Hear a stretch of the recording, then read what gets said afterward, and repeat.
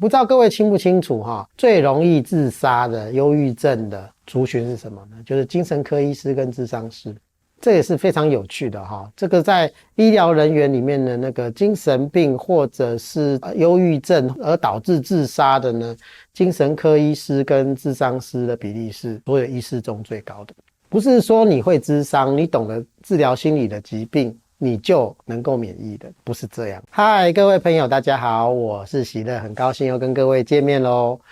这次呢我们喜乐来开杠呢，要来聊聊呢，我们如果学了某一些身心灵的疗法，然后给予其他人个案的时候，会不会沾染负能量如果沾染到负能量，我们应该要怎么处理呢？这个呢我相信呢蛮多的朋友呢是有兴趣了解的那喜乐会把我自己在这个圈子里面所观察到的现象跟我所学到的验证有效的方法呢，跟各位呢来聊聊，希望呢对各位朋友呢有一些帮助啦首先呢我们就来谈谈呢，给个案或者是呢我们帮别人做諮商，或者是给能量的疗法，给祝福包或者是任何的术法的一个处理会不会影响到我们自己？我所观察到的现象当中，没有不沾染到的，或多或少有沾染到一些负向的能量，这是必然会发生的事情有些朋友就会说，没有我在学灵气的时候，灵气的老师说这个灵气是宇宙的本源的能量这个能量加持下去呢，是不会有任何的负向的能量沾染到我们的。或者呢是说我这个疗法呢是某某高灵来的加持那或者是佛菩萨或者是大天使给我们的加持或者是某种灵团某种高次元的灵团他们在处理的，或者是我有某某主神是主神在处理的，我只是借身体给他用，所以呢这个件事情应该不是我来承担。可是呢就我所看到的都是会产生一些负向的一些沾染，这个东西是避不开的。为什么呢会有很多朋友就会觉得说，奇怪我是帮我主神办事那为什么我会沾染到呢？这样不合理就从现象来说，我看到的很多的宫庙的这些灵媒或者牺牲处理很多信徒的事情嘛，然后好像都是他的主神在处理就我看到的乩身或者是所谓的通灵人呢，他们呢都或多或少呢承担了不少状况，不是身体不好就是运势不好，不然就卡东卡西，他自己本身也卡东卡西，或者是身心的状况不好，甚至呢还有人精神失常的。他当初也是非常非常的热心，很有善心去帮助这些信徒怎么还会发生这样的现象呢？第二个呢，我看到的是灵气或者是给人家做能量的治疗或者是灵体手术，或者是一些人身上的负能量的拔除的这些巫师的一些做法他们都是比如说拔除那些负能量在身体上，就拿个鸡蛋然后呢把负能量呢用法力呢移到那个蛋里面然后呢就解决了或者是呢用各种的方式处理。那呢我们就发现到呢，常常帮人拔除的人呢，他都会发生一些事情啦这我看到的这个就不用多说了，比如生病啦，或者是呢做完了以后呢身体不舒服啦，或者是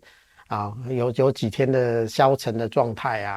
或者甚至呢有些人呢是更严重的，就是精神上就开始有恍惚的状态这都有看过尤其是比较长期的，比如说1年2年3年下来，1年2年感觉不出来，3年就开始不太对劲了再来就是諮商，不知道各位清不清楚最容易自杀的忧郁症的族群是什么呢？就是精神科医师跟諮商师。这也是非常有趣的这个在医疗人员里面的那个精神病或者是忧郁症而导致自杀的呢，精神科医师跟諮商师的比例是所有医师中最高的。不是说你会諮商，你懂得治疗心理的疾病，你就能够免疫的，不是这样的。就像呢心脏科的医生还是会得心脏病的，而且呢因为你长期的跟对方呢交谈，对方的负面的情绪、负面的能量，因为你要治疗他，你必须要共感，你必须要跟他同步，所以呢难以避免的呢，你的内心也会被牵扯到。尤其你的内心呢如果又不是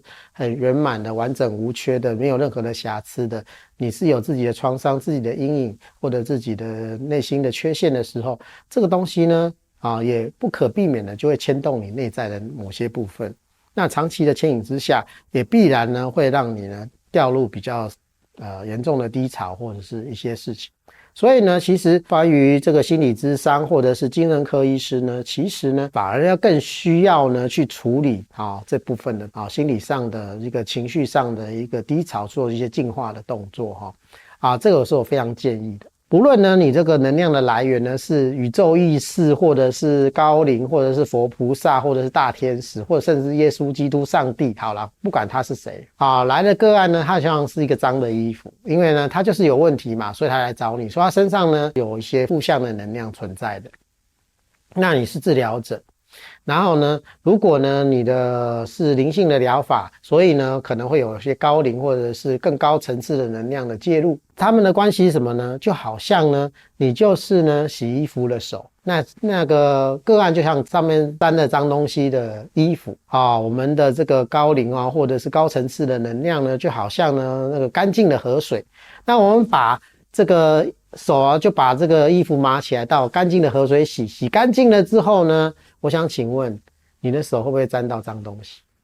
必然的。所以这个媒介，我们这个通道本身或这个媒介本身呢，就不可避免的呢，就怎么样，一定会接触到这些负面的东西。如果我们不是完整无缺的，没有任何的伤口，没有任何的缺陷，没有任何的让脏污所依附的地方可是问题是我们都是有瑕疵，我们是有限的人类，我们有自己的情绪，有自己的缺陷，我们有自己身体的缺陷，也有我们心智的缺陷，也有我们情绪上的缺陷，我们有种种的缺陷，这些缺陷就像呢这双手里面上面的一些呢小小的伤口啦，或者是阴暗的角落呢，是可以沾染这些脏东西的，可以栖身的地方，附着的地方，这是都一定会发生。所以呢不要想象说因为呢这个河水是洁净无染的那我们呢就不会沾伤，不是这样，事实上也不可能。那这个呢要给各位呢说明清楚的，因为这个观念呢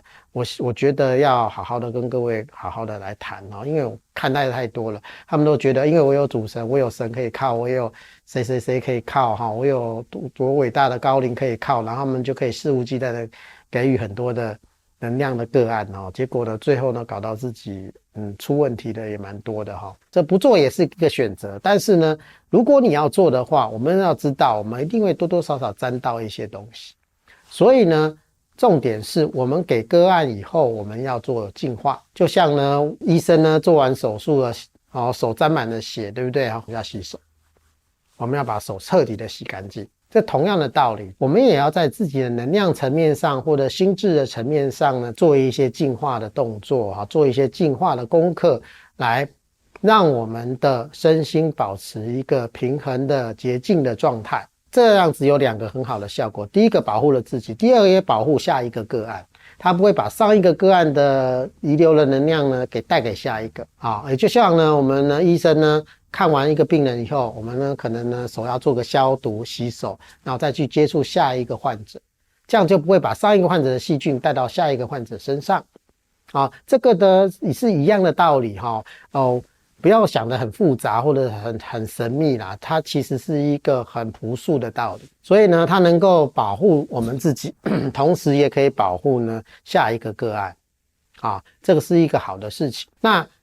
喜乐有没有什么觉得还不错的方法可以推荐给各位呢？第一件事情当然呢我们要有一个比较健康的作息，不要熬夜啦不要这个所谓的生活作息不正常，然后要常常亲近大自然，是有事没事呢就去